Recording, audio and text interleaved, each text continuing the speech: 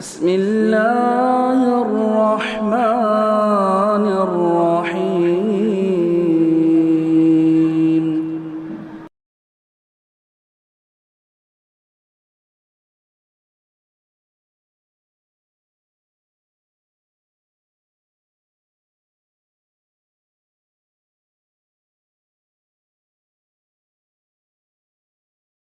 الحمدللہ رب العالمین والصلاة والسلام علی سید المرسلین وعلی آلہ وصحبہ اجمعین ومن تبعہم بإحسان الی یوم الدین۔ اعوذ باللہ من الشیطان الرجیم، بسم اللہ الرحمن الرحیم۔ اقترب للناس حسابهم وهم فی غفلۃ معرضون ما یأتیہم من ذکر من ربہم محدث الا استمعوہ وهم یلعبون۔ محترم حاضرین، آج ہمارے سامنے سورۃ الانبیاء قرآن پاک کا جز 17 سے ہے، جس کی کچھ ہدایات پر ہم گفتگو کریں گے انشاءاللہ۔ اللہ ہمیں اخلاص دے۔ جو لوگ منتشر بیٹھے ہیں، صاحب عذر نہیں ہیں، ان سے گزارش ہے کہ وہ قریب آ جائیں، مل کر بیٹھ جائیں۔ سورۃ الانبیاء جو مکی ہے اور 112 آیات پر مشتمل ہے۔ اس کا نام الانبیاء اس لیے ہے کہ اس سورہ مبارکہ میں اللہ رب العالمین نے متعدد انبیاء کرام کا ذکر بڑے ہی دلچسپ، انوکھے، مؤثر اور اثر انداز ہونے والے ڈھنگ سے پیش کیا ہے، اور پھر ان کا تذکرہ کرنے کے فوراً بعد اللہ رب العالمین نے ارشاد فرمایا وَأَنَّ هَٰذِهِ أُمَّتُكُمْ أُمَّةً وَاحِدَةً، کہ تمہاری یہ امت ایک ہی امت ہے۔ سارے انبیاء کا دین، ان کی بنیادیں ایک ہی ہیں، اللہ کی طرف سے بھیجے گئے دین کی بنیادیں، عقائد سب کے ایک ہیں، لیکن یہ بدقسمتی ہے کہ لوگ الگ الگ مذہب اور الگ الگ گروہوں میں بٹ گئے۔ اگر حقائق پر نگاہ ہوتی، دین کے مقصد پر نظر ہوتی، تو لوگ اگر ایک نبی کو مانتے تو اس کی وجہ سے دیگر تمام انبیاء برحق کو تسلیم کر لیتے۔ حضرت عیسیٰ علیہ السلام کو اگر کوئی مانتا ہے تو ان کی پیشین گوئیوں، ان کی کتاب اور اس کتاب کی تعلیمات کی روشنی میں توریت بھی مانتا، حضرت موسیٰ علیہ السلام پر بھی ضرور ایمان لاتا، اور جناب محمد رسول اللہ صلی اللہ علیہ وسلم کو بھی مانے بغیر چارہ نہیں ہوتا۔ یہی حال دیگر تمام انبیاء کا ہے، اور یہی وجہ ہے کہ قرآن مجید میں ایک نبی کے انکار کو تمام انبیاء کے انکار سے تعبیر کیا گیا ہے۔ مثال کے طور پہ اللہ نے فرمایا کذبت قوم نوح المرسلین، کہ قوم نوح نے تمام رسولوں کا انکار کیا۔ قوم نوح نے تمام رسولوں کا انکار کیا، جبکہ اس موقع پر صرف قوم نوح نے حضرت نوح علیہ السلام کا انکار کیا تھا۔ اہل علم نے اس کی تشریح یہی کی کہ ایک نبی کا انکار تمام انبیاء کا انکار ہے، اس لیے کہ ایک سچا نبی دیگر تمام سچے نبیوں کی تائید کرتا ہے۔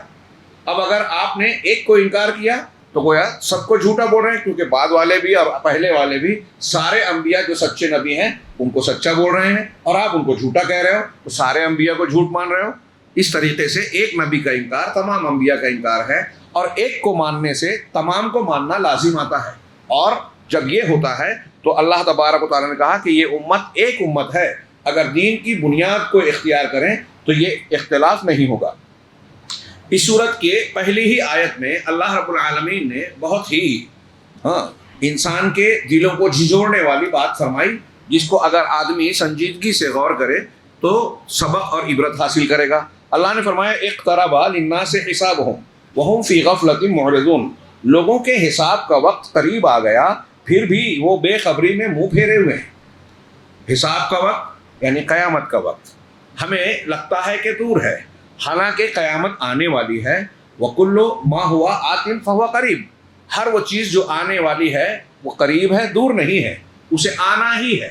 بلکہ نبی کریم صلی اللہ علیہ وسلم نے فرمایا کہ بُعِثْتُ أَنَا وَالسَّاعَةُ كَهَاتَيْنِ، اپنی دو انگلیوں سے اشارہ کر کے آپ نے کہا کہ میں مبعوث کیا گیا، میں اور قیامت اس طریقے سے ہیں۔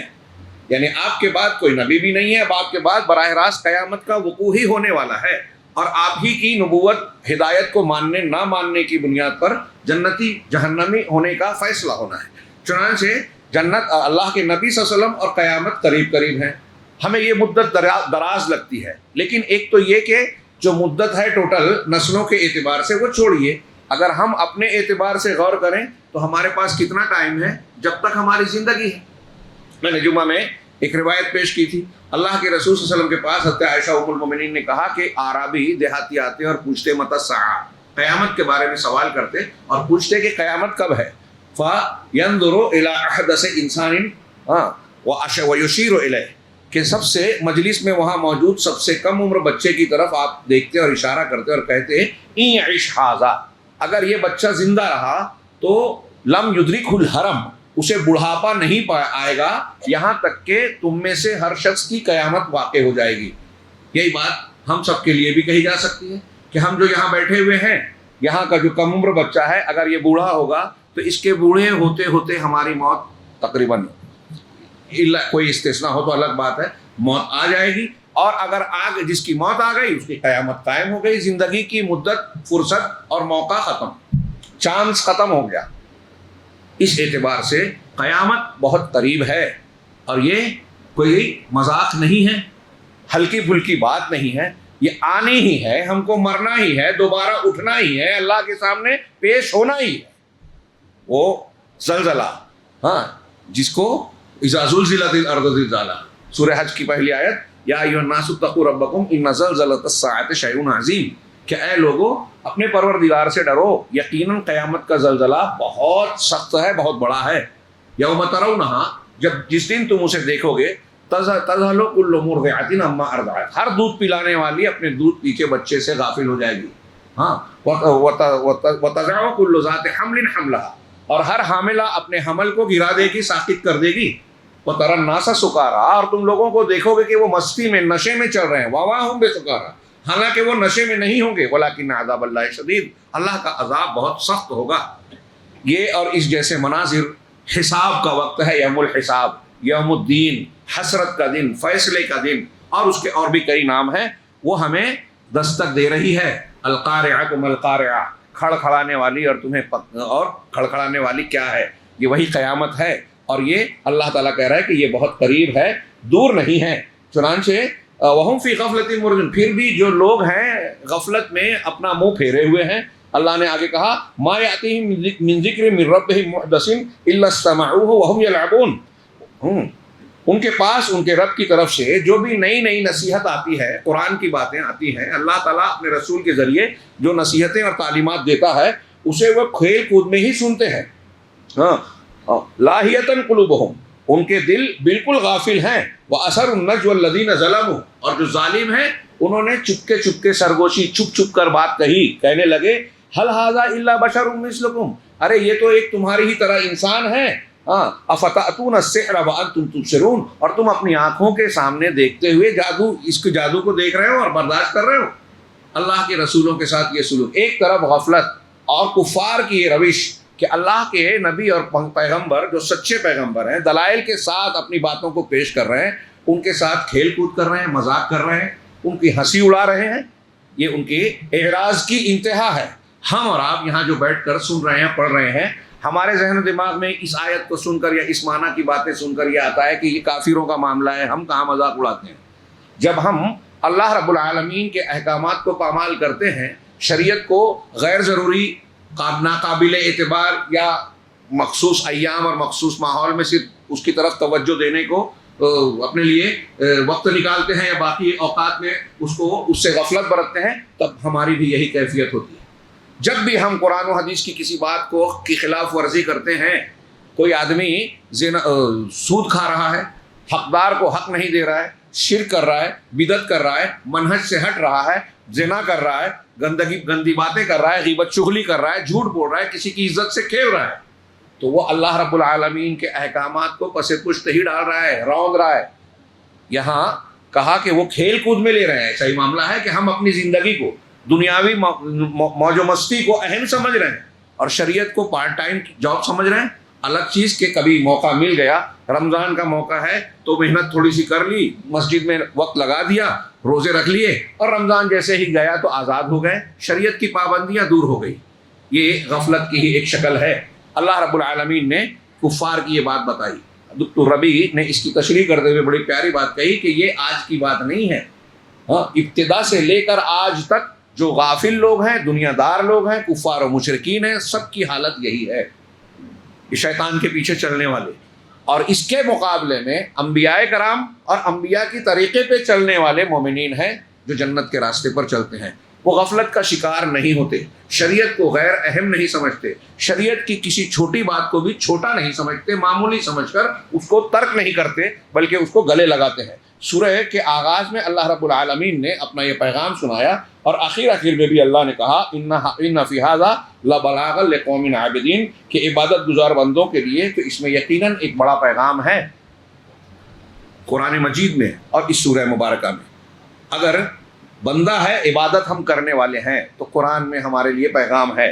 اس سورہ کا مرکزی مضمون یا محوری موضوع جو ہے وہ یہ ہے کہ اللہ تبارک و تعالیٰ کی جانب سے رسولوں کا بھیجنا لوگوں کی ہدایت کے لیے، صراط مستقیم کی نشاندہی کے لیے، باطل اور گمراہی کے راستوں سے بچانے کے لیے اللہ تعالیٰ نے جو رسولوں کو بھیجا، یہ رسولوں کی بعثت ان کے لیے رحمت ہے۔ دوسرے لفظوں میں کہوں تو یہ اس کی ربوبیت کا تقاضا اور ربوبیت کے تقاضے کی تکمیل ہے۔ اللہ تبارک و تعالیٰ کی ربوبیت، اس نے پیدا کیا، پیدا کرنے کے بعد زندگی کے اسباب دیے، ہمیں بھوک لگتی ہے اس کے لیے کھانا دیا، جسم کے اندر جن جن مادوں کی ضرورت ہے، لوہے کی ضرورت ہے، کسی نمک کی ضرورت ہے، معدنیات میں سے کسی کی چیز کی ضرورت ہے، وہ چیزیں ہماری غذاؤں میں پھیلا دی رب العالمین نے۔ جو فصل اگتی ہے، مٹی، دھوپ، پانی سے مل کر اس میں وہ سارے اجزاء آ جاتے ہیں جو ہمارے جسم کی ضرورت ہے، بیماریوں کا علاج ہے، صحت کو قائم رکھنے کے لیے ضرورت ہے۔ تو جیسے یہ اللہ کی ربوبیت ہے، اس نے اپنی ربوبیت سے ہمارے کھانے پینے کا، شریر اور جسم کی ساری ضروریات کا انتظام کیا۔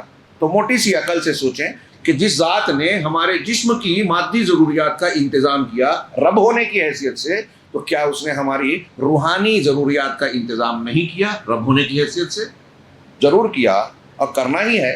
چنانچہ اس نے اس ضرورت کو پورا کرنے کے لیے رسولوں کو بھیجا، آسمان سے شریعتوں کو نازل کیا، جس کی آخری اور سب سے زیادہ صاف ستھری، کامل اور جامع شکل قرآن اور جناب محمد رسول اللہ صلی اللہ علیہ وسلم کی شریعت مطہرہ ہے۔ اس سے بڑھ کر دنیا میں کوئی نعمت نہیں ہے۔ تو جس ذات نے بارش دے کر پانی دیا، غذائیں دی، پھل پھول دیے، دوائیں دی، لباس دیا، رشتہ و پیوند دیے، گھر دیا، کاروبار دیا، اسی نے رسول دیا۔ اور اتنی جتنی ساری نعمتیں ہیں جتنی، ان سب میں سب سے بڑی رحمت کا تقاضا رسول ہے۔ اگر علامہ ابن قیم کہتے ہیں کہ دنیا میں اللہ نے ہم کو جتنی نعمت دی ہے ان سب سے زیادہ اہم اور ضروری ہدایت ہے، رسولوں اور ان کی تعلیمات کی ضرورت ہے۔ ایک انسان کو اگر ہوا نہ ملے، آکسیجن نہ ملے، مر جائے گا چند لمحوں میں، کچھ سیکنڈ میں، منٹ، آدھا منٹ، 2 منٹ، 4 منٹ بعد، 5 منٹ بعد مر جائے گا۔ ایک آدمی کو کھانا نہ ملے تو کچھ دنوں کے بعد، تھوڑی اور لمبے عرصے کے بعد مر جائے گا۔ پانی نہ ملے، مر جائے گا۔ تو اس سے شریر مرے گا، ان چیزوں کے نہ ملنے سے، وہ تو مرنا ہی ہے ویسے بھی۔ لیکن اگر ایک آدمی کو ہدایت نہ ملے، قرآن کی تعلیم نہ ملے، رسول کی تعلیم نہ ملے، ہدایت نہ ملے، تو وہ دنیا میں بھی بھٹکے گا، غلط سلط چیزوں کو استعمال کرے گا، اپنے آپ کو نقصانات میں ڈالے گا، دنیا جنگل کا قانون پیش کرے گی، اور مرنے کے بعد جہنم کے بھیانک عذاب میں ہمیشہ ہمیش کے لیے جائے گا۔ تو زیادہ اہم کون سی چیز ہوئی؟ اللہ کی ہدایت۔ اس بھیانک عذاب سے بچا کے دائمی انعام کا مستحق بنانے والی چیز یہ ہدایت ہے جو رسول لے کر آتے تھے۔ رسولوں کی ہدایت سے بڑھ کر، قرآن اور حدیث سے بڑھ کر دنیا میں کوئی نعمت نہیں ہے جو عقیدہ اور ایمان اور عمل صالح کی شکل میں ہم کو ملا ہے۔ آگے ہم بڑھتے ہیں کہ اس سورہ مبارکہ میں جو مضامین ہیں، نمبر 1، لوگوں کو غفلت سے بیدار کرنے کے لیے اللہ رب العالمین کی طرف سے پہلی ہی آیت میں، پہلی اور دوسری آیت میں تنبیہ کی گئی ہے اور باور کرایا گیا ہے کہ آپ غفلت کی نیند میں نہ رہیں، اپنی مستی میں غافل نہ رہیں۔ قیامت آنے والی ہے اور ہر انسان جیسے جیسے ہر لمحہ اپنی موت کے قریب جا رہا ہے۔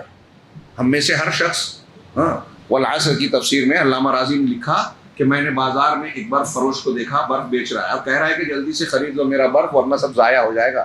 تو مجھے والعصر کی تفسیر معلوم ہے کہ سارے انسان خسارے میں، زمانے کی قسم اللہ نے پیش کی۔ کیسے کہا جس طریقے سے یہ برف اس برف فروش کا پگھلتا جا رہا ہے اور اس کا مال کم ہوتا جا رہا ہے، زیادہ دیر ہو گئی تو پورا مال ضائع ہو جائے، ایسے ہی ہماری زندگی ہے. ہر لمحہ ہماری زندگی کے لمحات پگھل رہے ہیں، کم ہو رہے ہیں اور ہم موت کے قریب ہو رہے ہیں. ہمارے چانسز نکلتے جا رہے ہیں ہمارے ہاتھ سے. اب جس انسان نے ان لمحات کو ایمان، عمل صالح، تواصی بالحق، تواصی بالصبر، جو سورہ عصر میں ہے 4 چیزیں، اس میں استعمال نہیں کیا، وہ خسارہ اٹھانے والا ہے. اور وہ خسارہ یہ چھوٹا موٹا دنیا کا خسارہ نہیں ہے کہ آپ کو خسارہ وہ آپ کور کر لیں گے.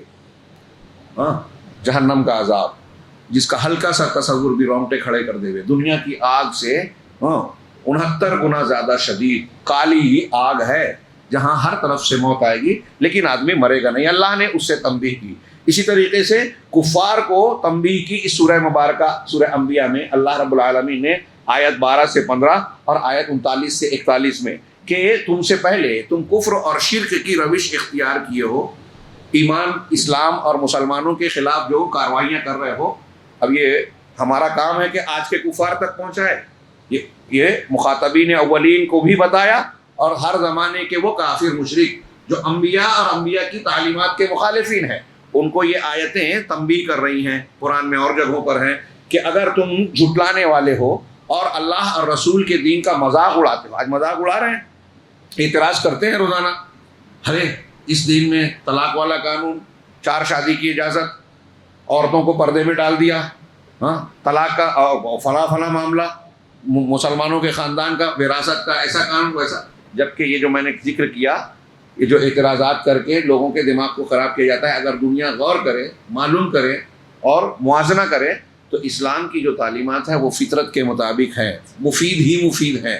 اس سے بہتر کوئی تعلیم، کوئی نظام ہو ہی نہیں سکتا، ہے ہی نہیں، سوال ہی پیدا نہیں ہوتا. اور جو پڑھتا ہے، تحقیق کرتا ہے، اللہ کی توفیق پاتا ہے، اسی لیے اسلام میں داخل ہوتا ہے. اتنی مخالفتوں کے باوجود دنیا میں آج سب سے تیزی سے پھیلنے والا دین اسلام ہے. یہ خود اس کی حقانیت کی چیختی چلاتی دلیل ہے. میں اکثر کہتا ہوں کہ اسلام کے خلاف جتنی مہم جاری ہے اس کا 5% کسی اور مذہب کے خلاف ہوگا نا تو وہ ختم ہو جائے گا. ہاں، لیکن اس کا معاملہ یہ ہے کہ جتنی مخالفت ہو رہی ہے اتنا تیزی سے بڑھ رہا ہے. چنانچہ اللہ تبارک و تعالیٰ نے اس سورہ مبارکہ میں رسولوں کی مخالفت کرنے والے، جھٹلانے والے، ان کی تعلیمات کا مذاق اڑانے والوں کے انجام کا ذکر کر کے اس کی طرف اشارہ کر کے تنبیہ کی ہے کفار سے. مثلا آیت نمبر 11-12 میں کہا وَكَمْ قَسَمْنَا مِنْ قَرْيَةٍ كَانَتْ ظَالِمَةً، کہ کتنی ہی بستیوں کو جو ظالم تھیں ہم نے توڑ پھوڑ دیا، تباہ کر دیا. وَأَنشَأْنَا بَعْدَهَا قَوْمًا آخَرِينَ، اور ان کے بعد دوسری قوموں کو پیدا کر دیا. اللہ کے لیے کوئی مشکل بات ہے ہی نہیں. اسی طرح فرمایا کہ لو يعلم الذين كفروا حين لا يكفون عن وجوههم النار، کاش کہ کافر یہ جان جاتے اس وقت کو جان پاتے جب وہ اپنے چہروں سے آگ کو ہٹا نہیں پائیں گے، ولا عن ظہورهم، اور نہ اپنی پیٹھوں سے، پشت سے، ولا هم ينصرون، اور نہ ان کی مدد کی جائے گی. کوئی طاقت، کوئی جنگٹا، کوئی میڈیا ان کی کوئی مدد کرنے والا نہیں رہے گا. بل تأتيهم بغتة فتبهتهم فلا يستطيعون ردها، چنانچہ ان کے پاس یہ عذاب اور موت کا وقت اچانک آ جائے گا جس سے وہ ہکا بکا رہ جائیں گے. ہکا بکا رہ جائیں گے، تعجب میں پڑ جائیں گے. بڑے اتراتے تھے، اچھل کود مچاتے تھے، مذاق اڑاتے تھے. تو جب آئے گی قیامت، موت آئے گی تو وہ ہکا بکا رہ جائیں گے. فلا يستطيعون ردها، تو اب اس کو موت کو اور اللہ کے عذاب کو ٹال نہیں پائیں گے، رد نہیں کر پائیں گے. ولا هم ينظرون، اور نہ اب ان کو مہلت دی جائے گی. وَلَقَدِ اسْتُهْزِئَ بِرُسُلٍ مِّن قَبْلِكَ، آپ سے پہلے بھی اے رسول دوسرے رسولوں کا مذاق اڑایا گیا. فَحَاقَ بِالَّذِينَ سَخِرُوا مِنْهُمْ مَا كَانُوا بِهِ يَسْتَهْزِئُونَ، تو جس چیز کا وہ مذاق اڑاتے تھے، استہزاء کرتے تھے، اس چیز نے ان کو گھیر لیا. یہ ایک آیت ہے. اور اس کے علاوہ وہ کہا فَلَمَّا أَحَسُّوا بَأْسَنَا إِذَا هُمْ مِنْهَا يَرْكُضُونَ، یہ قرآن کی اسی میں ایک آیت ہے کہ جب کفار مشرکین اچھلتے، اتراتے، مخالفت کرتے رہے، لیکن جب ہمارا عذاب آیا، پکڑ آئی جب، تو اذا ہم یرکضون، تو دوڑ بھاگ کرنے لگے. اللہ نے کہا بھاگنے سے تم کو کہیں پناہ اور بچاؤ ملنے والا نہیں ہے. یہ ہمارے لیے بھی تنبیہ کا سامان ہے کہ جب تک اللہ کی چھوٹ ہے، مہلت ہے، رحمت ہے، ہم لوگ غفلت کا شکار ہوتے ہیں. ہاں، سوچیے تھوڑی دیر کے لیے سوچیے کہ 1 گھنٹے کے بعد میں مر جاؤں گا. ہر شخص سوچے تو ہماری کیا کیفیت ہوگی 1 گھنٹے کے بعد. ابھی جب کووڈ کی لہر پھیلی تھی، ہاں، صرف لوگوں نے ڈرایا تھا، پروپیگنڈا کیا تھا، کیسی دہشت تھی، خوف تھی. ایک رپورٹ کے مطابق بہت سارے لوگ جو ہے جن کو یہ کھاتے میں ڈال دیا کہ کووڈ سے مرے، دہشت سے مر گئے، بہت سے خوف سے مر گئے، اور موت کے تصور سے میاں بیوی باپ بیٹے ایک دوسرے کے قریب نہیں جا رہے ہیں. مر گیا باپ، لوگ دفن کرنے کے لیے جو دنیا دار ہے تیار نہیں. ہاں، یہ تصور موت کا انسان کو ساری لذتیں ختم کر دیتا ہے، مزہ کرکرا کر دیتا ہے، اور یہ آنا ہی ہے ہم مانتے ہیں. کسی کو وقت نہیں معلوم ہے پھر بھی غفلت کے شکار ہے نا یہ عجوبہ. تو اللہ تبارک و تعالیٰ نے اسی کو یاد دلایا. نمبر 3، اس میں اس سورہ مبارکہ میں نبیوں کی امت، نبیوں کو اور ان کی امتوں کو پیش کیا گیا ہے بڑے اجمالی اور بڑے جامع انداز میں. ہاں، اور یہ کہا گیا ہے کہ یہ سارے کے سارے ایک ہی امت ہیں. ہاں، مثلا موسیٰ اور ہارون کا ذکر کرتے ہوئے کہا وَلَقَدْ آتَيْنَا مُوسَىٰ وَهَارُونَ الْفُرْقَانَ. پھر آگے چل کے کچھ آیتوں کے بعد ان کا ذکر کرنے کے بعد وَلَقَدْ آتَيْنَا إِبْرَاهِيمَ رُشْدَهُ مِن قَبْلُ، کہ ان سے پہلے ہم نے ابراہیم کو ان کی رشد اور پختگی عطا کی تھی. اور اس میں انبیاء کا، اس سورہ مبارکہ میں جتنے انبیاء کا ذکر ہے اس میں سب سے لمبا طویل ذکر حضرت ابراہیم علیہ السلام کا ہی ہے، اس لیے کہ ایک تو وہ ابو الانبیاء تھے، اور پھر اس کے آپ کے بعد جو انبیاء آئے سب کے آپ والد تھے، انہی کی نسل میں تھے. اور حضرت ابراہیم علیہ السلام کے واقعے میں توحید کا جو کمال ہے، خلت اور محبت الہی کا کہ جذبے کا جو اظہار ہے، وہ ماضی کے ان انبیاء میں اس تکمیل سے نظر نہیں آتا. اسی لیے اللہ کے نبی صلی اللہ علیہ وسلم کو دوسرے مقامات پر اللہ نے یہ حکم دیا کہ آپ ابراہیم کی ملت کی پیروی کیجئے.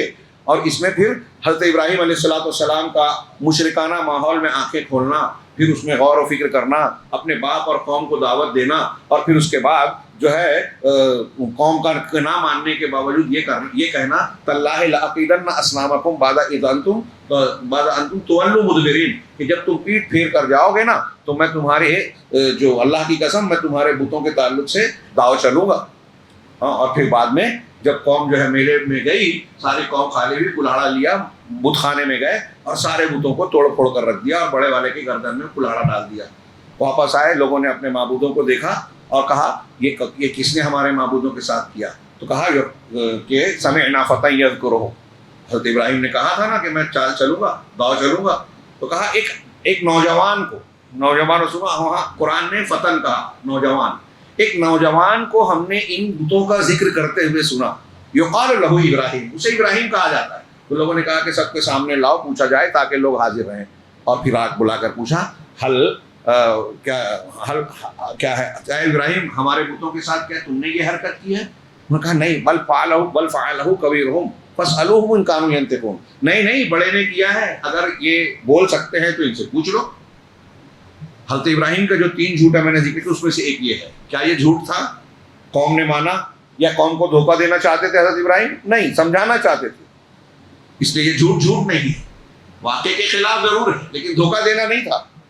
تو حضرت ابراہیم سے کہا کہ ابراہیم تم جانتے ہو کہ یہ بول نہیں سکتے، ہاں یہ کچھ کہہ نہیں سکتے. تو کہا اف ہے تمہارے اوپر، جو اپنے آپ کو نہیں بچا سکتے، جو تم کو جواب نہیں دے سکتے، تم اس کی پوجا کیسے کرتے ہو؟ حضرت ابراہیم کے اس عمل سے قرآن نے 2-3 مقامات پر اور یہاں بھی ذکر کیا کہ وہ اپنا سر ان کا الٹ گیا اور غور کرنے لگے اور آپس میں کہنے لگے کہ ظالم تو ہم ہی ہیں. لیکن پھٹ سے ان کے بڑے پنڈت جی نے، پادری جو بھی مذہبی پیشوا تھا، اس نے کہا ارے تمہارے باپ دادا کے دین سے یہ پھرا رہا ہے.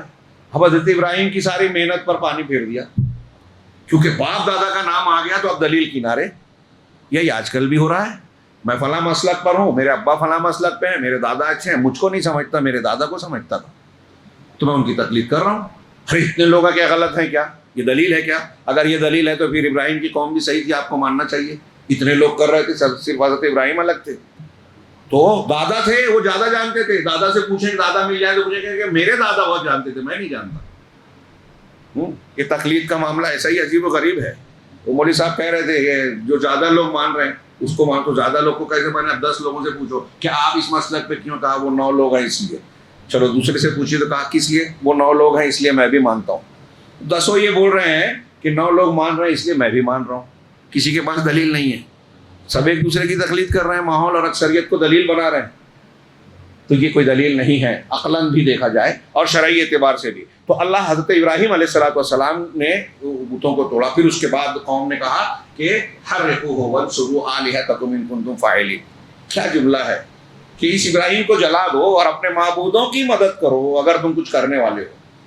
اس سورہ کی آیت ہے، یہ سورہ انبیاء کی. اپنے معبودوں کی مدد کرو. وہ معبود کیسا؟ جس کے عبادت کرنے والا جس کی مدد کرے. ہمارے یہاں بھی جو دوسروں کے مذہب پائے جاتے ہیں اس میں ایسی چیزیں ہیں. ہاں، ایک مدراس کے ایک نو مسلم کی اسپیچ میں نے سنی تھی کئی سال پہلے، بڑا پیارا لگا. اس نے کہا کہ میں نے جب رامائن فلم دیکھی ٹی وی چینل پہ، اس نے تقریر میں بیان کیا، تو دیکھنے کے بعد میرے دل میں سوال اٹھا اور میں نے اپنے باپ سے، اپنے پنڈتوں سے سوال کیا کہ رام جی کو ہم دیوتا مان کے پوچھتے ہیں، ٹھیک ہے، ان کو پکار رہے ہیں، اور آپ کی رامائن خود کہہ رہی ہے، ٹی وی سیریل میں بھی رامائن میں بھی ہے کہ جب سیتا جی کو اٹھا کر لے گیا راون، تو اس وقت رام جی کو پتہ نہیں چلا، اور جب پتہ چلا تو لانے کے لیے، ان کو واپس لانے کے لیے ان کو ضرورت پڑی مدد کی. ہنومان جی اور ان کی فوج سے مدد لے رہے ہیں. تو کہا میں نے پوچھا ان سے، اپنے والد سے، اپنے پتا جی سے پوچھا، پنڈتوں سے پوچھا، کئی لوگوں سے پوچھا کہ جب رام جی اپنی بیوی کے لیے وہاں اس کو جو کشٹ ہوا، تکلیف ہوئی، اس وقت خبر نہیں ہوئی، تو مجھے کوئی کشٹ اور تکلیف ہو رہی ہے اور میں اس کو پکار رہا ہوں تو وہ کیسے معلوم ہوگا ان کو؟ اور ان کی مدد کرنے کے لیے، ان کو لانے کے لیے خود ان کو مدد کی ضرورت پڑی تو میری مدد کیسے کریں گے وہ؟ نیچرل سوال، فطری بات. اگر آدمی عقل کا استعمال، اور پھر وہ مسلمان ہو گئے بعد میں، جواب نہیں ہے، الٹا سیدھا جواب دے کے دبانے کی کوشش کی جاتی ہے. ہاں، آپ کے آنکھیں بند کر لینے سے حقائق بدل جائیں گے، سچائی چھپ جائے گی؟ بالکل نہیں. لیکن کافر قومیں، منکرین، حق کے مخالفین، ان کا شیوا یہی ہوتا ہے. حضرت ابراہیم علیہ السلام نے ثابت کر دیا لیکن نہیں مانا، الٹا کہا کہ اپنے معبودوں کی مدد کرنے کے لیے ان کو جلاؤ، آگ کے حوالے کرو. چنانچہ واقعہ ہم جانتے ہیں، آگ جلائی گئی، حضرت ابراہیم علیہ السلام کو اس میں پھینکا گیا، لیکن اللہ نے اس سورہ مبارکہ میں کہا کہ قلنا یا نار کونی بردا وسلاما علی ابراہیم. یہ کوئی معمولی واقعہ نہیں ہے. ہم لوگ اب کہانی کی طرح سنتے ہیں، واقعہ بس ہو گیا. یہ سبق دے رہا ہے. ہم نے کہا کہ اے آگ تو ابراہیم پر ٹھنڈی ہو جائے، اتنی بھی ٹھنڈی نہیں کہ سلام کے تکلیف ہو جائے، سلامتی والی بن جا. آگ کی خصوصیت جلانا ہے، ابراہیم کے لیے ٹھنڈی ہو گئی. کیوں؟ اللہ کا حکم تھا. سبب آگ کو جلانے والا اللہ نے بنایا اور آگ کو حکم دیا تو وہ ٹھنڈی ہو گئی. تو مسبب الاسباب، کائنات کا مدبر اللہ ہے. اور پوری قوم نے مل کر حضرت ابراہیم کو جلا دینا چاہا، تباہ ہلاک کرنا چاہا، نہیں کر پائی. ہم اتنے سارے لوگ ہیں آج سہمے اور ڈرے ہوئے ہیں. ہاں، کیوں؟ ہمیں اللہ پہ بھروسہ نہیں ہے، ہمارا ایمان درست نہیں ہے. ہم اللہ رب العالمین کے در کو چھوڑ کر دوسرے دروں پر امید کی نگاہیں ڈالتے ہیں. ہاں، اللہ رب العالمین وعدہ کرتا ہے قرآن میں کہ تم تقوی اختیار کرو، صبر کرو، ایمان لے آؤ، اللہ کی حفاظت میں رہو گے، کوئی تمہارا کچھ بگاڑ نہیں پائے گا. ہم کو یقین ہی نہیں آتا، مانتے ہی نہیں ہیں، سمجھتے ہیں کہ یہ دینی باتیں ہیں اور وہ سیاست ہے، وہ فلاح ہے، وہ ڈھیما ہے. ہاں، کسی بھی موضوع میں، کسی بھی میدان میں چلے جاؤ، کائنات کا نظام اللہ چلا رہا ہے. اللہ کی مشیت کے بغیر پتہ بھی نہیں ہلتا. یہ ہمارا عقیدہ ہے. تو اب کوئی حکومت اگر ہم پر مسلط ہو رہی ہے، قانون بنا کر ہمارے مذہب میں دخل اندازی کر رہی ہے، ہمارے مذہب، ہماری عبادت گاہ کو چھین رہی ہے، اور دوسرے بہت سارے قوانین بنا کے شریعت میں مداخلت کی کوشش کر رہی ہے، ہمارے نوجوانوں کو بے گناہ ہوتے ہوئے گرفتار کر رہی ہے، اور بہت سارے مسائل پیدا کر رہی ہے، تو کیا یہ اللہ کی مشیت کے خلاف ہے؟ آج اثر بعد جو ایک عبارت پڑھتے ہوئے علامہ ابن قیم کی قرآن کی ایک آیت کی تفسیر میں کہا کہ اعمالکم امالکم، تمہارے اعمال تمہارے امال ہیں، حکام ہیں، حکمراں ہیں، جیسا تمہارا عمل ہوگا ویسے حاکم رہو گے. ایسا نہیں ہو سکتا. انہوں نے جس وقت لکھا، کہا کہ آج کے لوگوں کے عمل میں حضرت امیر معاویہ اور عمر بن عبدالعزیز رحمہ اللہ جیسے لوگ حکمراں نہیں آئیں گے. جائے کہ ابوبکر صدیق اور عمر فاروق جیسے آئے. ہم برائیاں کریں، نماز چھوڑیں، لوگوں کے حقوق کو ماریں، شریعت کی مخالفت کریں، اور ہم یہ سوچتے ہیں کہ اللہ تعالیٰ ہم کو ایسا حاکم دے گا جو انصاف پسند ہو، ہمارے حقوق کی نگرانی کرے گا. ناممکن، ہو ہی نہیں سکتا. ہاں، یہ کب ہوا ہے کہ آپ نے جو ہے کانٹا لگایا اور پھل پیدا ہوا؟ تو جیسے درخت میں یہ نہیں ہوتا، پیڑ پودے اور فصل میں نہیں ہوتا، آپ کے اعمال کے بھی نتائج جو ہے اچھے نہیں آ سکتے اگر برے ہیں. ہو ہی نہیں سکتا. اللہ کا قانون ہی نہیں ہے کہ آپ ببول ڈالو اور آم اگے. کیسے ہوگا؟ गेहूं डालो और चावल आए, कैसे होगा? नहीं होगा। तो अगर आप बुरा काम कर रहे हैं तो अच्छे नताइज कैसे आएंगे? सिर्फ उम्मीदें बांध लेने से, दूसरों को इल्जाम देने से, दूसरों पर इल्जाम धरने से। ये सबक हमको इन वाकयात में मिलता है। सैयदना इब्राहिम अलैहिस्सलाम अकेले थे, अकेले, कोई असबाब नहीं, ताकत नहीं, हुकूमत नहीं, सिर्फ रब्बुल आलमीन पर ईमान, तवक्कुल, भरोसा। अल्लाह ने रुसवा नहीं किया। तो जो रब्बुल आलमीन हज़रत इब्राहिम को आग से बचा सकता है, पूरी कौम और नमरूद से बचा सकता है, क्या वो हमें दुनिया की ताकतों से नहीं बचा सकता? मुसीबतों से हिफाजत नहीं कर सकता? बिल्कुल कर सकता है। और इसी के लिए ये नकल किया, कहानी के लिए नहीं, ये बताने के लिए कि ईमान होगा, अमल सालेह होगा, अल्लाह पर पक्का पुख्ता भरोसा हो, उसकी आजमाइशों से गुजर जाइए, अल्लाह के लिए कुर्बानी का जज्बा पेश कीजिए, तब नतीजा आएगा। हर दुनिया की कोई ताकत आपका कुछ बिगाड़ नहीं पाएगी। इसी तरह अल्लाह ताला ने आगे चल के कहा, वनज्जयनाहु लूतन, हज़रत लूत अलैहिस्सलाम हज़रत इब्राहिम के भतीजे थे। उनकी सदूम में कौम थी, इनकार और सरकशी के साथ साथ उनके यहाँ हमजिनसी थी, मर्द से अपनी लज्जत पूरी करने की कोशिश करता था, उन्हें भी तबाह किया गया। सूरह आराफ में गालिबन के ज़िम्न में बयान किया गया कि उनकी बस्ती को पलट दिया गया, पत्थरों की बारिश हुई, तो उनका भी जिक्र किया। और नूह अलैहिस्सलाम और उनकी बेटियों को जो ईमान वाले थे बचा लिया, उनकी बीवी नहीं बची। कितना अहम सबक है, उनकी बीवी नहीं बची। हज़रत इब्राहिम के वाक़े का मैंने कुछ जिक्र किया, फिर आगे उसमें ये भी है कि उसके बाद उनको अल्लाह ने नस्ल दी अंबिया की। और फिर हज़रत लूत थे, उनके ख़ानदान के, उनकी बीवी उस गुनाह में शरीक नहीं थी जिसमें कौम थे, मर्द से मामला करते थे।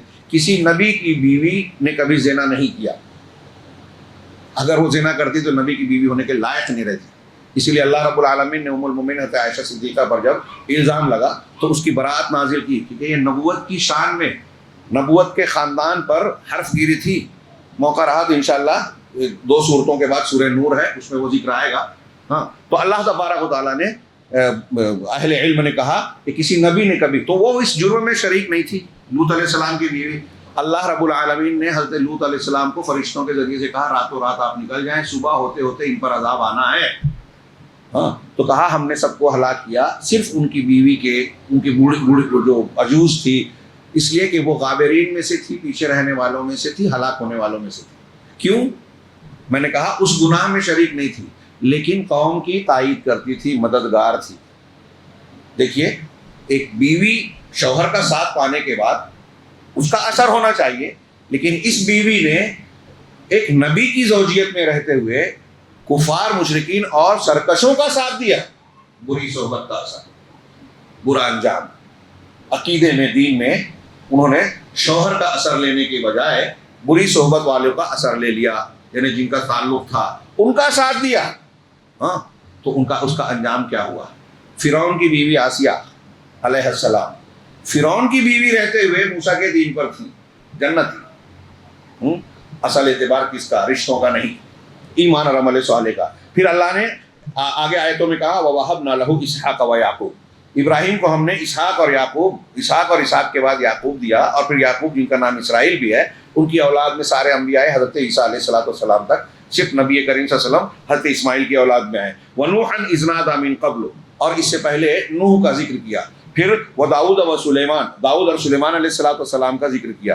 वह अय्यूब अलैहिस्सलाम का, जिनको बीमारी लाहिक हुई और उन्होंने अल्लाह से दुआ की। इन सब पर जो है आयतों में आप पढ़िए, सूरह अंबिया में, तफसील में हर एक का वाक़या बयान नहीं किया जा सकता। हाँ, तो आपको ये नज़र आएगा कि सब अंबिया हैं, बरगज़ीदा बंदे हैं, अल्लाह रब्बुल आलमीन उनका बतौर नमूना जिक्र कर रहा है। ये हमारे लिए दर्स इबरत का सामान है, साहिब असहाब हिदायत हैं, नमूना है, और इंसानों में सबसे आला दर्जे, इनसे आला दर्जे का कोई पीर वाली नहीं है। ये सब इन आयतों में आप पढ़ेंगे कि अल्लाह की बंदगी कर रहे हैं, उसके सामने झुक रहे हैं, उसकी तौहीद की तालीम दे रहे हैं। परेशानी, बीमारी आ गई तो अल्लाह से मांग रहे हैं, दुख तकलीफ से गुजर रहे हैं। जब अंबिया गुजरे तो हमको भी गुजरना है। आला मकाम पाना है तो अंबिया की तरह आजमाइशों से गुजरना होगा। जिसको जितनी बड़ी आजमाइश से गुजरना पड़े उसका उतना ऊंचा मकाम होगा, जो जितना सब्र करने वाला उसका उतना बड़ा अज्र होगा। तो फिर इस्माइल व इदरीस व ज़ुल्किफ़्ल, इनका जिक्र किया कि इस्माइल, इदरीस, ज़ुल्किफ़्ल ये साबिरीन में से थे सब।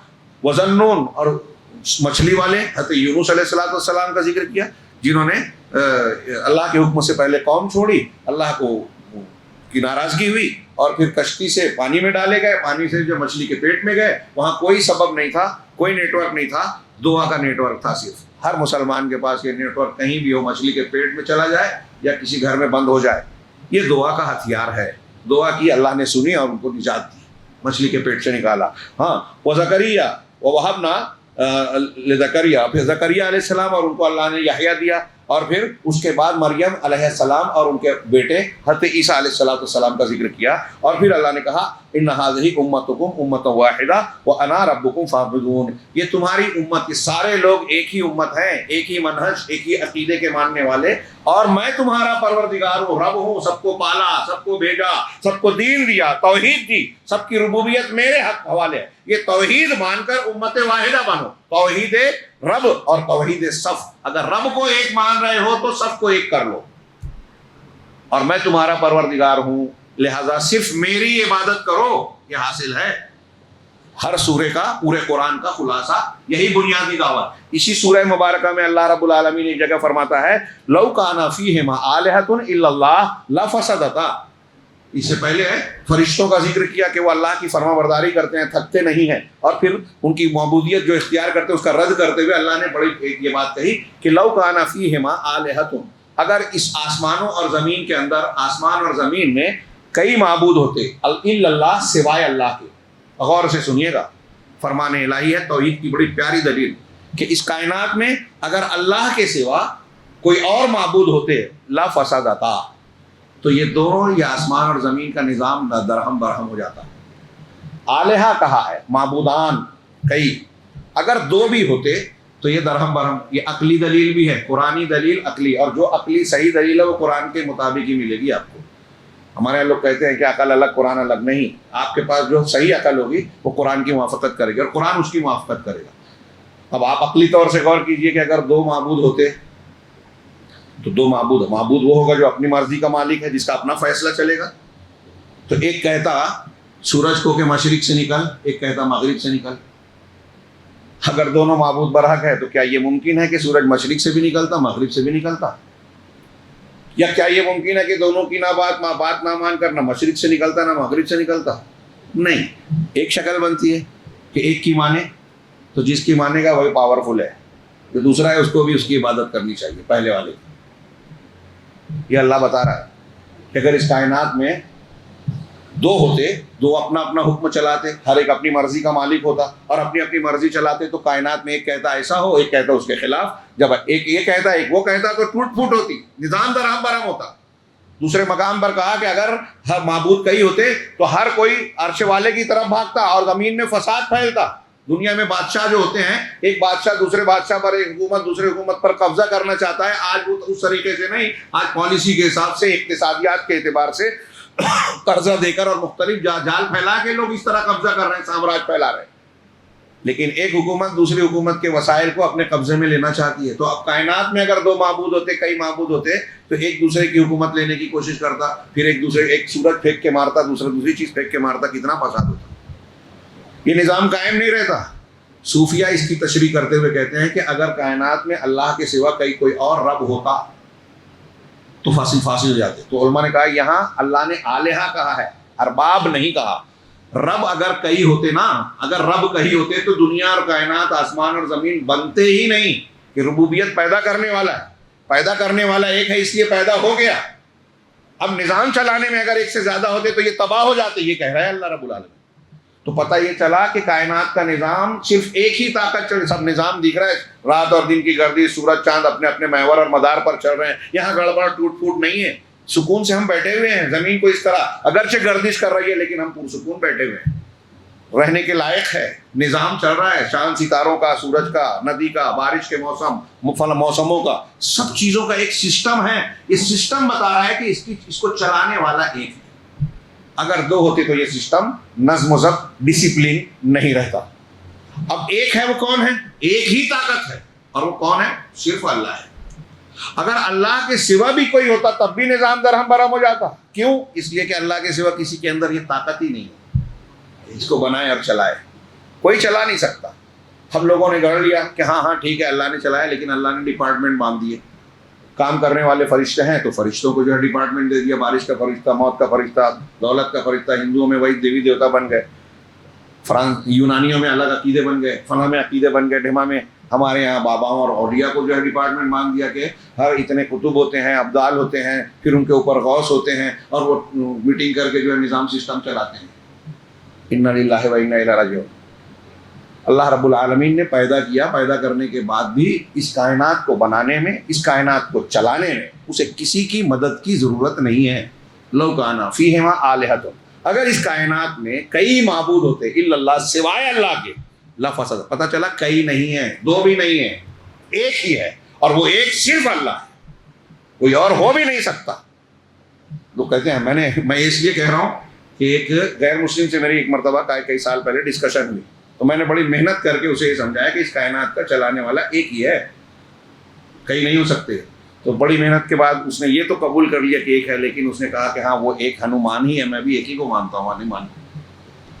تو میں نے کہا سمجھانے میں میری غلطی ہے، پھر اس کو دوسرے طریقے سے سمجھانے کی کوشش کی۔ بہرحال اللہ نے کہا فسبحان اللہ رب العرش عما یصفون، تو اللہ پاک ہے، عرش کا مالک، ان چیزوں سے جو یہ بیان کرتے ہیں کہ دوسرے لوگ بھی کچھ شریک ہیں، کچھ کام چلاتے ہیں۔ نہیں، کائنات کا الہ، معبود، فیصلہ کرنے والا، نظام چلانے والا صرف ایک ہے، اللہ۔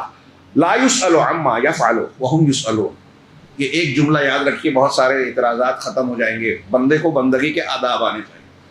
اللہ مالک ہے، خالق ہے، حکیم ہے، علیم ہے، ہاں، کوئی چیز اس کی حکمت میں کمی نہیں ہے۔ ایک آدمی کھڑا ہوتا ہے، بولتا ہے میرے دماغ میں یہ نہیں آ رہا ہے، تو تجھ کو اللہ سے زیادہ سمجھنے لگا کیا؟ ایک آدمی کسی فیصلے پر سوال کرتا ہے، ارے ابھی بارش ہونی تھی کیا؟ تو اللہ رب العالمین آپ سے مشورہ کرے کب بارش کروں؟ سوچیے، یہ جو چھوٹی چھوٹی چیزیں ہم کو نظر آتی ہیں نا، یہ عقیدے کے خلاف ہو جاتی ہیں کبھی کبھی، اور آدمی غور نہیں، علامہ ابن قیم نے اور دوسرے لوگوں نے کہا کہ آدمی اس کو چھوٹا سمجھتا ہے، بہت بڑی باتیں ہیں، کبھی کبھی زبان سے اس طرح چیزیں نکالتے ہیں جو اللہ پر اعتراض ہے، اور ہمارا دین و عقیدہ خطرے میں پڑ جاتا ہے، ہم دھیان نہیں دیتے۔ حدیث بھی ہے اس معنی کی۔ تو اللہ نے کہا کہ لا یسأل عما یفعل، اللہ جو کرتا ہے اس سے اس کا سوال نہیں کیا جائے گا۔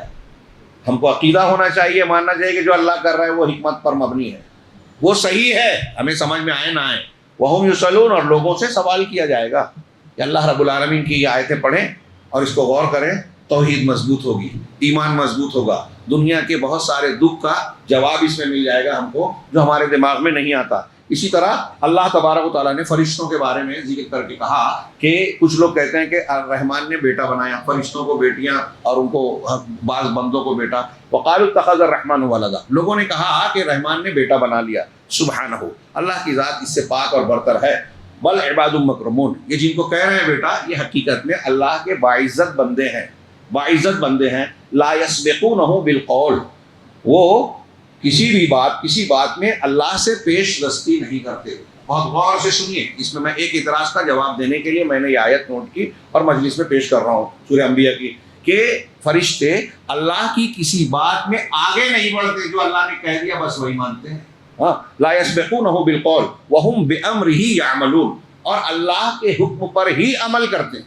ہاں، یعلم ما بین ایدیہم وما خلفہم ولا یشفعون الا لمن ارتضی، اللہ ان کے آگے پیچھے کی ساری باتوں سے بخوبی واقف ہے، ساری باتیں اللہ جانتا ہے، اور یہ فرشتے سفارش نہیں کرتے مگر صرف اس کی جس سے اللہ خوش ہو، اللہ اجازت دے، ہاں چلو اس کے بارے میں سفارش کرو، جس کے بارے میں اجازت دے گا اسی کے بارے میں سفارش کریں گے۔ ہاں، اللہ نے آگے کہا وَهُم مِّن خَشْيَتِهِ مُشْفِقُونَ، اور وہ تو ایسے ہیں فرشتے جو اللہ کے ڈر سے، خوف سے سہمے رہتے ہیں، لرزاں اور ترساں رہتے ہیں۔ وَمَن يَقُلْ مِنْهُمْ، اور یہ فرشتوں میں سے اگر کوئی کہے، یہ فرشتے ایسے ہیں، اللہ نے آگے کہا وَمَن يَقُلْ مِنْهُمْ إِنِّي إِلَٰهٌ مِّن دُونِهِ، ان میں سے جو کہے گا کہ میں اللہ کے علاوہ میں بھی معبود ہوں، تو فَذَلِكَ نَجْزِيهِ جہنم، تو ایسے فرشتے کو بھی ہم جہنم میں ڈال دیں گے۔ ایسا کوئی فرشتہ کرے گا نہیں، جیسے اللہ نے کہا نا کہ اگر کوئی نبی ہے، نبی آپ بھی شرک کریں گے تو آپ کے عمل برباد ہو جائیں گے، تو اللہ کے نبی سے شرک کا امکان ہی نہیں تھا، لیکن اللہ رب العالمین نے اس کی شناعت بیان کی۔ ایسے ہی یہاں بیان کیا کہ اگر کوئی فرشتہ بھی یہ کہے کہ میں معبود ہوں اللہ کے علاوہ، تو ہم اسے جہنم میں ڈال دیں گے۔ ایسے ہی ہم ظالمین کو جزا دیتے ہیں۔ آپ غور کیجیے، فرشتے بھی اگر الہ ہونے کا دعویٰ کریں، اللہ کے کسی حق کو اپنی طرف منسوب کرنے کا نام الہ ہوگا؟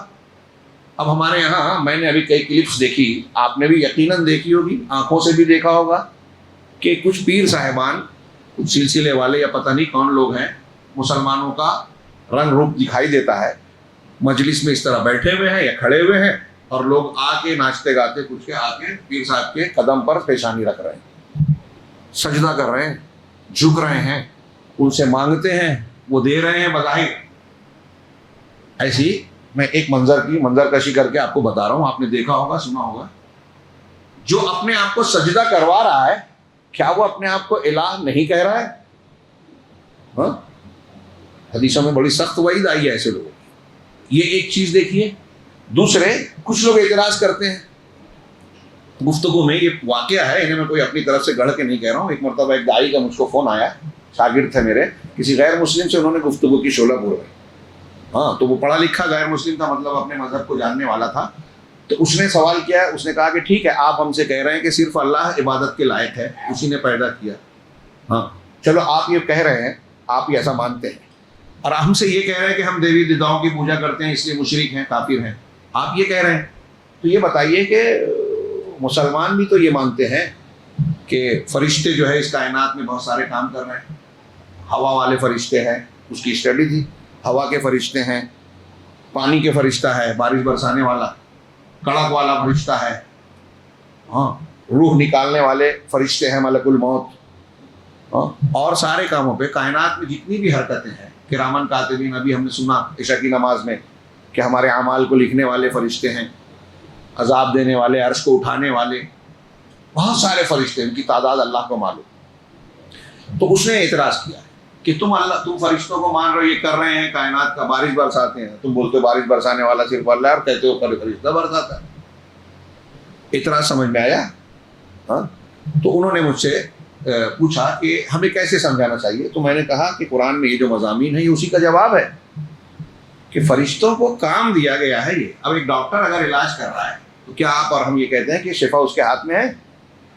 اسباب کو اختیار کر رہا ہے، نتیجہ اللہ کے ہاتھ میں. یہ ہم مانتے ہیں، وہ بھی مانتا ہے. ڈاکٹر کتنا بڑا بھی ہو جائے، علاج کرنے کے بعد کہتا ہے کہ میں نے جو کرنا تھا کر لیا، میری جو طاقت میں تھی، اب اوپر والے کے ہاتھ میں. تو جیسے ہم کو بھوک لگتی ہے، کھانا کھا لیتے ہیں. ہاں، اور فلاں کسان جو ہے وہ بیج ڈالتا ہے، وہ بیج اگتا ہے. تو کسان کو پیدا کرنے والا، بیج کو اگانے والا نہیں بولا جاتا، وہ پروسیجر پہ عمل کر رہا ہے. آپ اپنی بیوی سے ملاقات کرتے ہیں، بچے کی ولادت ہو گئی، تو کیا اس بچے کو پیدا کرنے والے آپ ہو گئے؟ ٹرین میں ایک راجستھانی نوجوان سے میں نے پوچھا یہی بات کہ آپ کس کو پوچھتے ہیں؟ کہا ماں باپ کو پوجا نہیں مانتا ہوں، ان کی پوجا ہونی چاہیے. تو میں نے کہا آپ کی شادی بھی؟ کہا نہیں. میں نے جب ہوگی تو کیا آپ جب چاہیں گے آپ کا بچہ پیدا ہو جائے گا؟ بیٹا چاہیں گے بیٹا ہو جائے گا، بیٹی چاہیں گے بیٹی ہو جائے گی، جب نہیں چاہیں گے نہیں ہوگا. کہا نہیں، ایسا نہیں ہے. پھر چلو بچہ حمل ٹھہر گیا، اب پیٹ کے اندر بچہ پڑ رہا ہے، پیٹ کے اندر اس کو کوئی تکلیف ہو گئی، اس کے پیر کا معاملہ ہو گیا، کروموزوم اور جینیات میں کچھ مسٹیک ہو گئی، تو آپ باپ ہونے کی حیثیت سے اس کے پیٹ میں اس کو درست کر سکتے ہیں؟ کہا نہیں. مر گیا تو بچا سکتے ہیں؟ کہا نہیں. تو پھر میں نے کہا آپ اپنے بچے کو پیدا کرنے والے ہیں کیا؟ کہا نہیں. پھر میں نے اپنے ماں باپ کو پیدا کرنے والا کیسے مان رہے ہو؟ آپ اپنے بیٹے کو پیدا کرنے والے نہیں ہو. ایک پروسیجر ہے، قدرت نے بنایا ہے، آپ اس پہ عمل کرتے ہو، بچہ ہوتا ہے نہیں ہوتا ہے، بچی ہوتی ہے نہیں ہوتی ہے، کئی بچے ہوتے ہیں. تو معلوم یہ ہوا کہ نظام چلانے والا، بنانے والا اللہ ہے. سورج چاند ہم کو روشنی دے رہے ہیں، لیکن ان کو چلانے والا اللہ ہے، جو حضرت ابراہیم نے کہا. اور قرآن نے کہا کہ سورج اور چاند کو سجدہ مت کرو، اس کو سجدہ کرو جس نے اس کو پیدا کیا. تو ٹھیک ایسے ہی یہ ساری چیزیں ہیں. فرشتے کی عبادت مت کرو، نبی کی عبادت مت کرو، اس کی عبادت کرو جس نے ان کو پیدا کیا. ماں باپ کی عبادت نہ کرو، اس کی عبادت کرو جس نے ماں باپ دیے.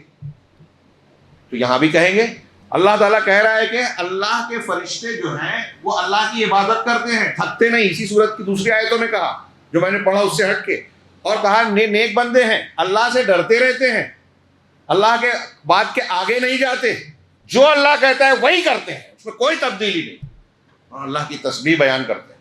تو اللہ کا حکم بجا لاتے ہیں، ان کو کوئی اختیار نہیں ہے، اللہ کے قول اور حکم سے آگے نہیں بڑھتے.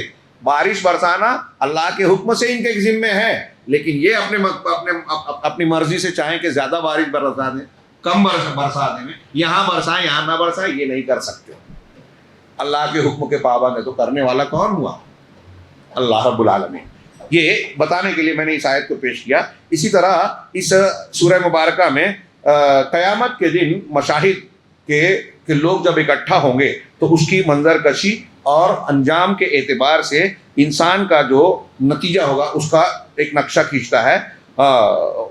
اللہ رب العالمین نے اس میں ذکر کیا وَاقْتَرَبَ الْوَعْدُ الْحَقُّ فَإِذَا هِيَ شَاخِصَةٌ أَبْصَارُ الَّذِينَ كَفَرُوا يَا وَيْلَنَا قَدْ كُنَّا فِي غَفْلَةٍ مِّنْ هَذَا بَلْ كُنَّا ظَالِمِينَ کہ اللہ نے کہا کہ سچا وعدہ قریب آ گیا، تو ان قریب یہ ہونے والا ہے کہ اچانک یہ ہوگا کہ لوگوں کی آنکھیں پھٹی رہ جائے گی، ان لوگوں کی آنکھیں جنہوں نے کفر کیا، اور وہ کہیں گے ہائے افسوس، ہائے تباہی کی بات، یا ویل، اے کاش، قد کننا فی غفلۃ من ھذا، ہم اس سے غفلت میں تھے، بل کننا ظالمین، غفلت ہی میں نہیں تھے بلکہ ہم ظلم کرنے والے تھے۔ وہاں اعتراف کریں گے، لیکن وہاں اعتراف کرنے سے کوئی فائدہ نہیں ہوگا، کف افسوس ملنے سے۔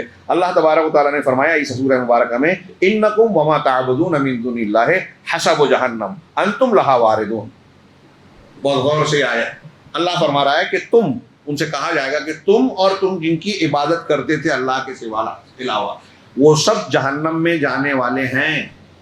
یعنی مشرکین اور کفار جن کو معبود بنا کر لکڑی کو، پتھر کو، درخت کو، مٹی کے مورتی کو، کسی بھی چیز کو جو پوج رہے ہیں، جب یہ جہنم میں ڈالے جائیں گے تو ساتھ میں وہ پتھر اور پتھروں کے یا میٹل کے، جو لوہے کے بنے ہیں، پیتل کے بنے ہیں، سونے کے بنے ہیں، کسی بھی بڑے سے بڑے قیمتی، ان کو بھی جہنم میں ڈالا جائے گا۔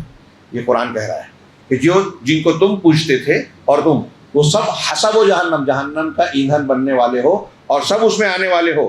لو کان ہؤلاء آلہۃ ما وردوہا، کہ اگر یہ معبود ہوتے تو اس میں جہنم میں آتے ہی نہیں۔ یہ ان کے لیے اور زیادہ افسوس کی بات ہوگی کہ ہم جہنم میں آ رہے ہیں اور جن کو ہم پوجتے تھے وہ بھی ہمارے ساتھ جل رہے ہیں، تو وہ ہماری مدد کیا کریں گے؟ اب یہاں ایک سوال کچھ لوگ کرتے ہیں کہ کیا حضرت عیسیٰ علیہ السلام کو، اولیاء اور صالحین کو، انبیاء کو جو لوگ پوچھتے ہیں تو کیا اس آیت کے مطابق وہ بھی داخل ہوئے؟ آگے اللہ رب العالمین نے خود ہی جواب دیا کہ جن کے لیے ہمارا قول پہلے سے سبقت کر چکا ہے وہ اس جہنم سے دور ہوں گے، وہ اس جہنم میں نہیں ہوں گے۔ ان کا بنایا ہوا بت، ان کی تصویریں اور ان کے جو مٹی کے، پتھر کے جو مجسمے بنائے گئے، وہ ساری چیزیں ان کے ساتھ جلتی رہے گی۔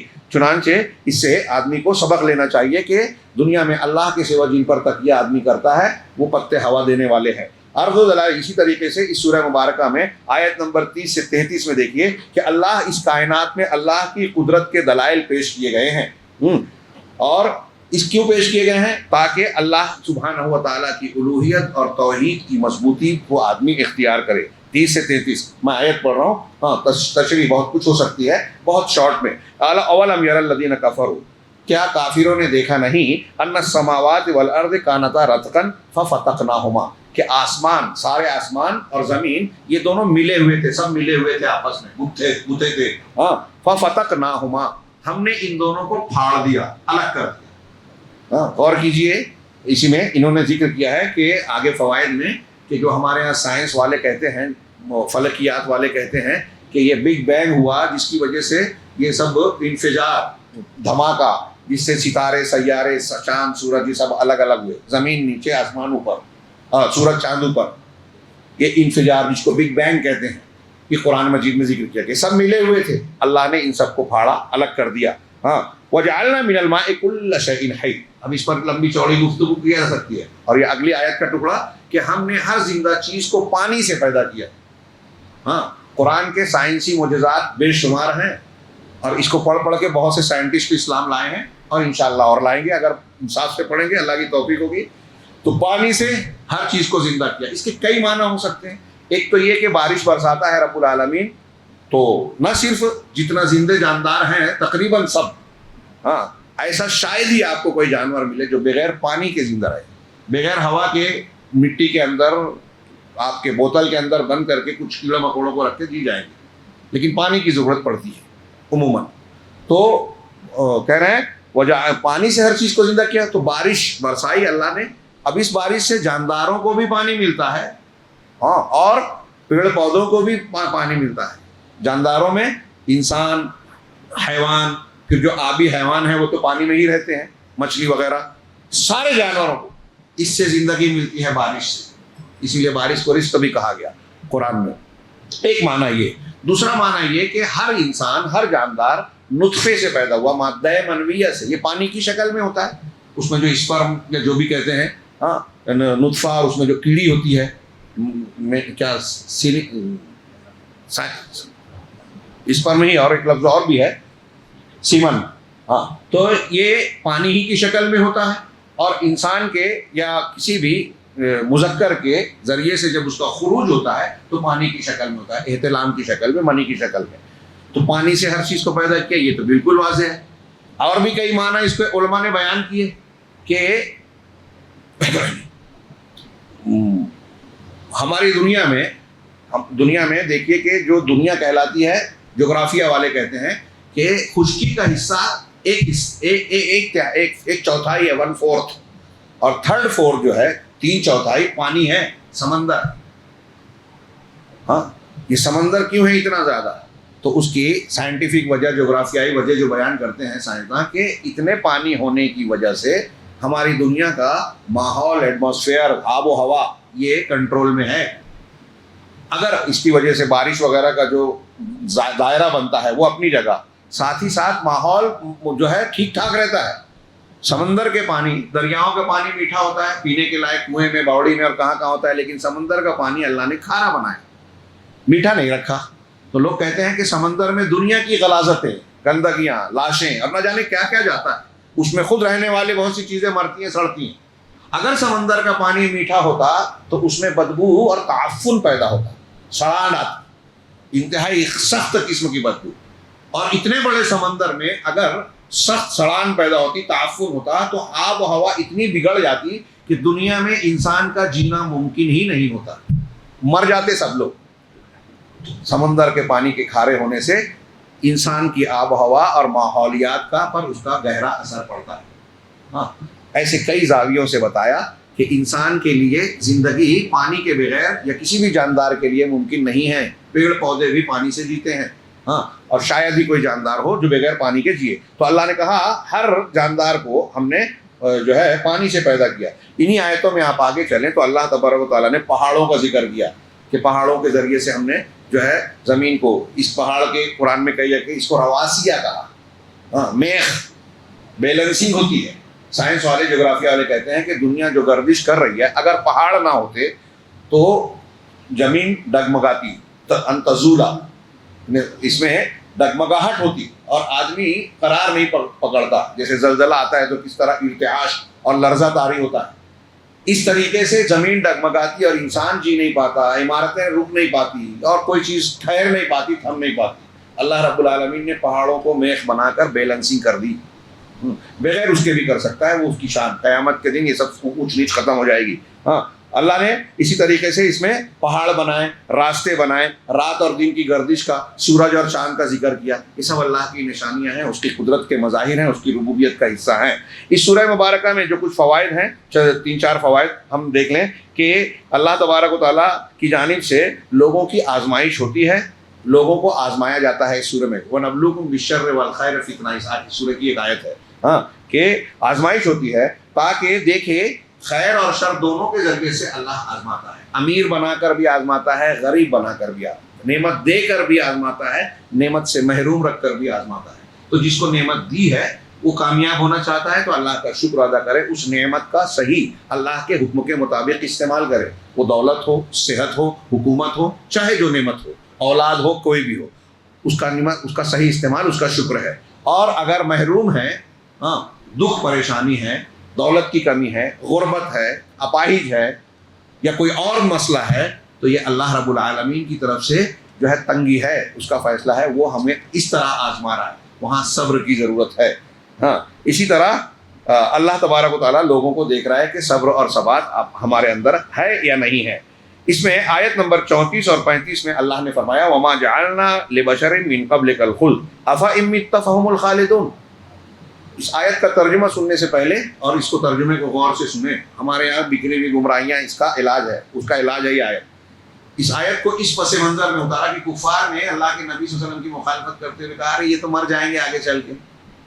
تو اللہ نے سوال کیا کہ ہاں یہ تو اللہ کا سسٹم اور نظام ہے، دنیا میں جو آیا یہاں مرنا ہی ہے، پچھلے انبیاء بھی مرے، آپ کو بھی موت کا مزہ چکھنا ہے، جیسا کہ آیت میں آگے کہا گیا۔ اور یہ اللہ کے رسول کے لیے موت کا لفظ بولو تو ہمارے ہندوستان میں کچھ لوگ سمجھتے ہیں گستاخی، قرآن کہہ رہا ہے، حدیث کہہ رہی ہے، ابوبکر صدیق، عمر فاروق، صحابہ کہہ رہے ہیں، یہ گستاخی ہے، موت اللہ کو نہیں آئے گی۔ احمد رضا خان صاحب سے کسی نے کہا کہ آپ کہتے ہو گستاخی ہے، تو پھر قرآن میں ہے تو اس کا کیا کہا؟ کچھ لمحوں کے لیے موت آئی تھی. تو سوال کیا ہمارے اسماعیل گوجران والا صاحب نے، اسماعیل سلفی رحمۃ اللہ نے سوال لکھا کہ ان سے سوال کیا کہ کتنی دیر تک موت مانیں گے تو گستاخی نہیں ہوگی، اور کتنی دیر تک مانیں گے تو گستاخی ہو جائے گی. تو اگر کچھ لمحوں کے لیے موت مان سکتے ہیں تو لمبی مان لیے تو کون سی گستاخی ہو گئی؟ قرآن کہہ رہا ہے. ہاں تو بہرحال کفار نے کہا کہ یہ مر جائیں گے، تو اللہ نے کہا کہ اگر آپ کو موت کی طرف جانا ہے تو کیا یہ نہیں جائیں گے؟ تمہیں بھی تو اس دنیا سے جانا ہی ہے، مرنا ہی ہے. تو کہا وما جعلنا لبشر من قبلک الخلد، آپ سے پہلے کسی بھی انسان کے لیے ہم نے ہمیشگی نہیں کہ دنیا میں ہمیشہ رہے گا. ہاں افإن مت فهم الخالدون، کیا اگر آپ مر گئے، آپ کو موت آ جائے، متا موت کا لفظ سے موت سے فعل ہے یہ، اگر آپ کی موت ہو جائے، وصال ہو گیا اللہ کے رسول کا، مل جانا، یہ صوفیہ کی تعبیر ہے، اللہ سے مل گئے. ایک تعبیر ہے ہمارے ہاں بولتے ہیں، پتہ نہیں کہاں سے لائے، کہ پردہ کر گئے، اللہ کے رسول پردہ کر گئے. انتقال اور موت نہیں، پردہ کر گئے. کیا مطلب ہے اس کا؟ پردہ کر گئے تو زندہ ہیں. پھر نماز جنازہ صحابہ نے کیوں پڑھی؟ اللہ کے رسول کے ازواج مطہرات نے بیواؤں کی عدت کیوں گزاری؟ ہاں نماز جنازہ پڑھی، بیوہ کی عدت گری، مطلب یہی مان رہے نا کہ آپ اس دنیا سے چلے گئے. حضرت عمر اور حضرت ابوبکر صدیق کا عمل کیا ہوا؟ حضرت ابوبکر نے کہا طبت حیا و میتا، آپ زندہ اور مردہ دونوں حالت میں بہترین شخص.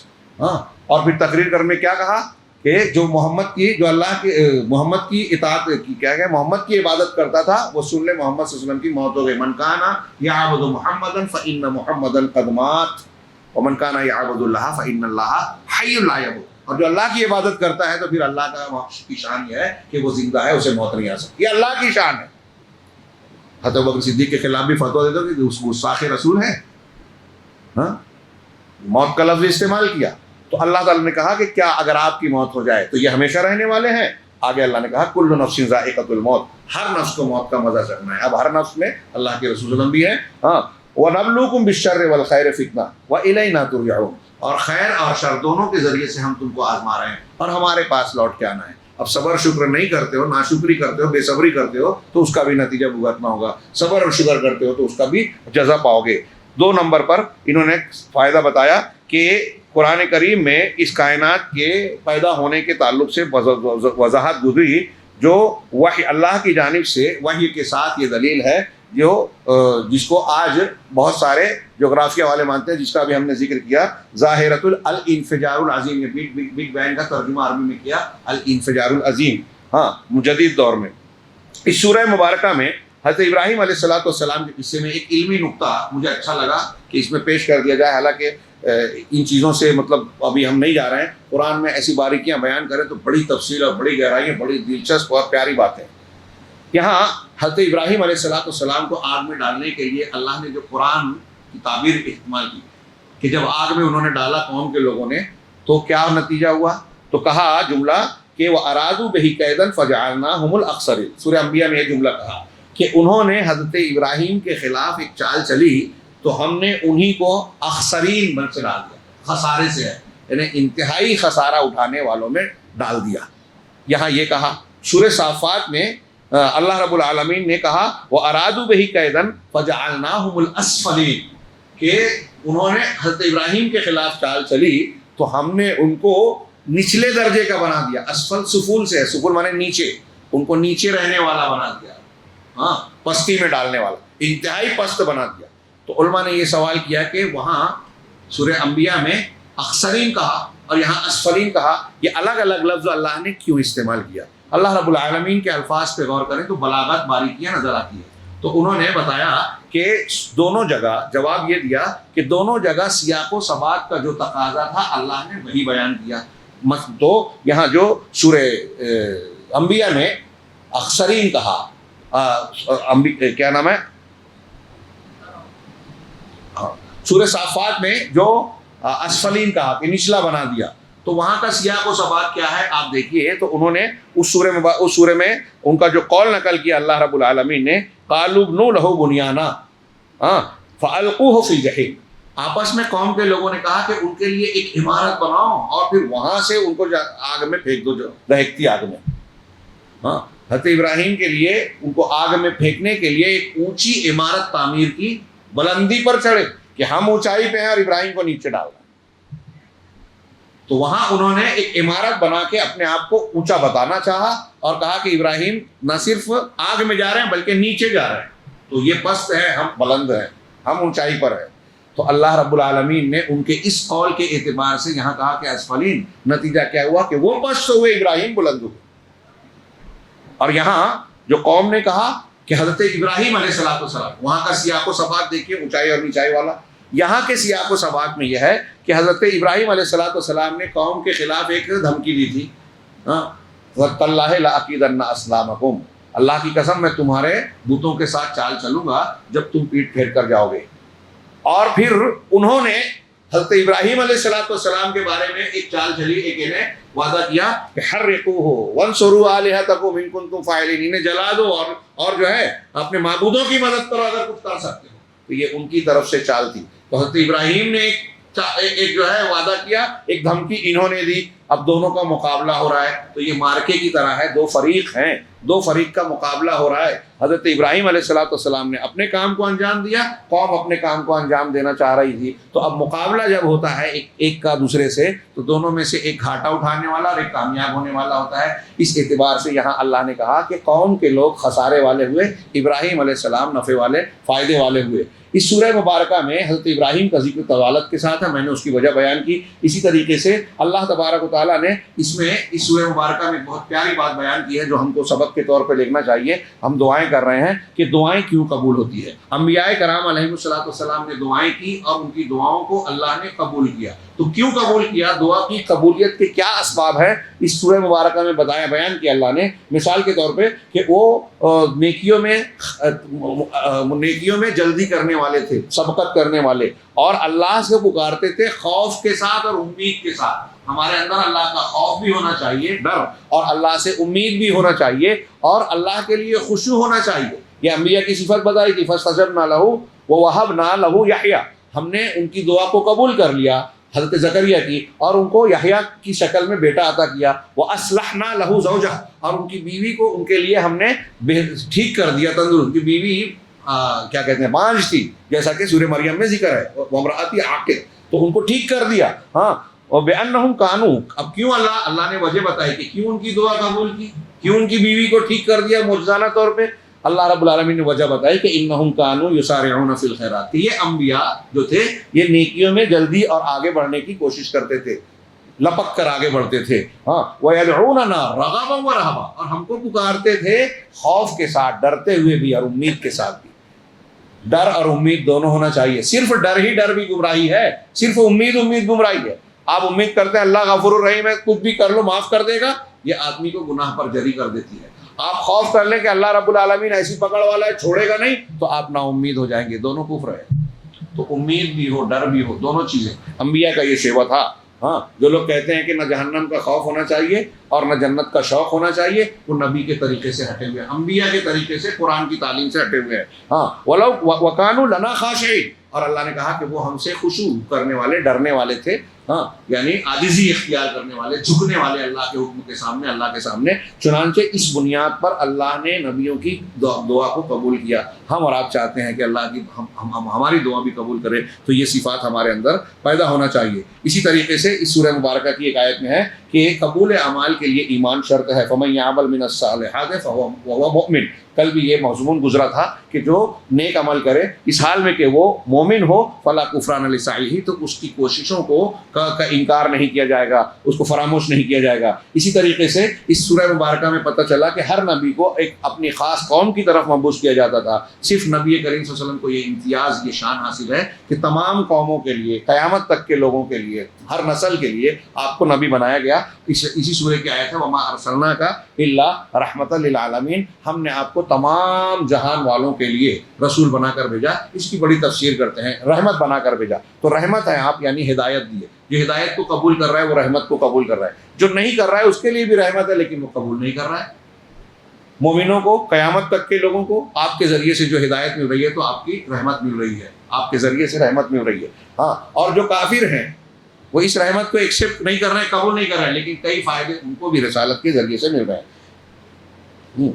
امام قرطبی نے ایک بات کہی ہے کہ یہ بات لوگوں میں عام ہے، یعنی متفق علیہ ہے کہ عوام کو علماء کی تقلید کرنی چاہیے۔ یہ وہ تقلید نہیں جو ہمارے یہاں چلتی ہے، لفظ استعمال کر لیا تو لوگ شوق ہے۔ اس قرآن میں اس میں آیت ہے فَاسْأَلُوا أَهْلَ الذِّكْرِ إِن كُنتُمْ لَا تَعْلَمُونَ، سوال کرو اہل ذکر سے اگر تم کو علم نہیں ہے۔ اہل ذکر کون ہے؟ فلاں امام نے یہ کہا، فلاں کتاب میں، ہماری فقہ کی کتاب میں یہ لکھا ہے، وہ جاننے اور بتانے والا اہل ذکر نہیں ہے۔ الذکر قرآن حدیث ہے، قرآن حدیث کو جاننے والا، یاد رکھنے والا، سمجھنے والا، عمل کرنے والا، یہ اہل ذکر، اس سے پوچھنا ہے۔ جو مقلد ہے اس سے نہیں پوچھنا ہے۔ اور عالم سے پوچھیں گے، کون عالم سے پوچھیں گے؟ جو زندہ ہے۔ ایک ہی عالم سے پوچھیں گے؟ نہیں، کئی علماء سے پوچھ کے صحیح کو ڈھونڈیں گے۔ پھر اس کے بعد جو ہے ایک سوال یہ ہے کہ اگر آپ تقلید کو اس سے وہ تقلید جو آج کل چل رہی ہے مان رہا، تو امام حنیفہ، امام شافعی، امام مالک، ان کی تقلید کرنی ہے، تو میں اگر چاہتا ہوں امام حنیفہ سے کوئی سوال پوچھوں تو میں پوچھ سکتا ہوں کیا؟ مجھے علم نہیں ہے تو میں امام شافعی سے سوال کر سکتا ہوں کیا؟ کس سے پوچھوں گا؟